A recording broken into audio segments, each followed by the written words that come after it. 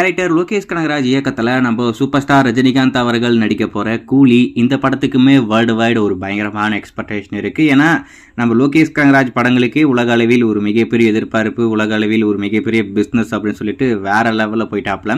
இப்போதைக்கு India's most wanted director அப்படின்ற ஒரு கேட்டகரியில் நம்ம லோகேஷ் கனகராஜ் இப்போதைக்கு இருக்காப்புல.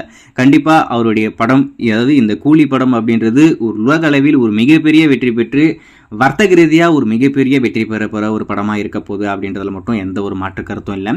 லோகேஷே சொல்லிட்டாப்புல இந்த படம் யூனெஸ்கோல இல்லை அப்படின்றது. ஆனால் ரீசெண்டாக ஒரு தகவல், இந்த படம் எல்சியூக்குள்ளே தான் வருது அப்படின்ற மாதிரி எனக்கு ஒன்றுமே புரியலைங்க அப்படின்ற மாதிரி தான் இருக்கேன்.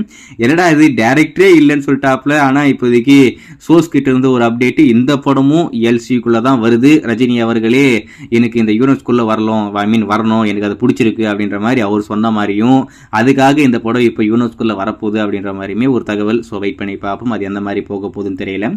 இந்த படத்துடைய டைட்டில் டீசர் வெளிவந்து ரசிகர் மத்தியில் பயங்கரமான வரவேற்பு. இந்த படத்துடைய ஒர்க்கு, அது ஷூட்டிங்லாம் எப்போ ஸ்டார்ட் பண்ணுவாங்க அப்படின்றது ரசிகர்களுக்கு இருக்கிற ஒரு பெரிய எதிர்பார்ப்பு.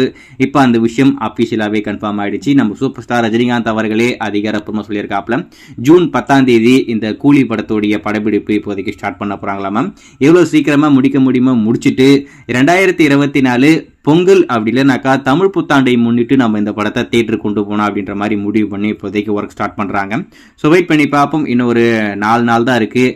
கண்டிப்பாக இன்னும் எக்ஸைட்டிங்கான அப்டேட்லாம் வரதுக்கு நிறைய வாய்ப்பு இருக்குது. ஏன்னா இந்த படத்துடைய கேஸ்டிங் பற்றி இன்னும் எந்த ஒரு அப்டேட்டும் அஃபிஷியலாக வரவே இல்லை. பல வருடங்கள் கழித்து நம்ம சத்யராஜ் அவர்கள் இந்த படத்தில் ஒரு முக்கியமான கதாபாத்திரம் பண்ண போகிறாப்புல. நம்ம சூப்பர் ஸ்டாரையும் சத்யராஜையும் ஆன் ஸ்க்ரீனில் பார்க்க போகிறோம். அந்த விஷயம் இந்த படம் மூலியமாக நடக்க போகுது. அதுக்கடுத்து நம்ம சிவகார்த்திகேயன், அதுக்கடுத்து நம்ம ராகவா லாரன்ஸ் அப்படின்னு சொல்லிட்டு ஏகப்பட்ட சினிமா பட்டாளங்கள் இந்த படத்தில் இருக்காங்க. அதுக்கான அப்டேட்லாம் இன்னும் ஒரு 4 நாளில் வரும் அப்படின்ற மாதிரி நான் எதிர்பார்க்குறேன். ஏதோ ஒன்று ஜூன் 10 படத்தோடைய படப்பிடிப்பு இப்போதைக்கு ஸ்டார்ட் ஆக போகுது. வெயிட் பண்ணி பார்ப்போம். டைரக்டர்